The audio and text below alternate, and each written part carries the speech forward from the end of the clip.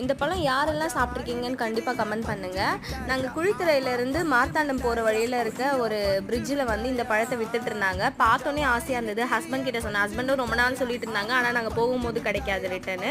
இந்த வாட்டி பார்த்தோன்னே வாங்கிட்டோம். செம்மையாக இருந்தது பார்க்கவே. குட்டி குட்டி பேபி ஜாக் ஃப்ரூட் மாதிரி இருக்குது. இது வந்து ஐனி சக்கன்னு சொல்லுவாங்க, ஐனி பழம் அப்படின்னு சொல்லுவாங்க. செம்ம டேஸ்ட்டாக இருந்துச்சு. இது வந்து சீசன் இல்லை போல இருக்குது, லைட்டாக புளிப்போ இருந்துச்சு. நான் வந்து எனக்கு உரிக்கவே தெரியல. என் ஹஸ்பண்ட் சொன்னாங்க இப்படி உரிச்சா அது மேலே இருக்க முள்ளெல்லாம் வந்து வாயில் பட்டு அரிப்பாக இருக்கும் நாக்கில் அப்படின்னு. அதுக்கப்புறம் அவங்களே அழகாக பறித்து கொடுத்துட்டாங்க தோலெல்லாம். குட்டி குட்டி அப்படியே ஜாக் ஃப்ரூட் பலாப்பழம் சோளை எப்படி இருக்கும் அந்த மாதிரி இருந்தது, குட்டி குட்டியாக. அதுக்குள்ளே ஒரு விதையும் இருந்தது. எவ்வளோ குட்டியாக இருக்குது பாருங்கள். இந்த பழம் அவ்வளோ சீக்கிரத்தில் கிடைக்காது, ஏன்னா இந்த பழம் இருக்க மரம் வந்து ரொம்ப ஹைட்டாக வளரும்.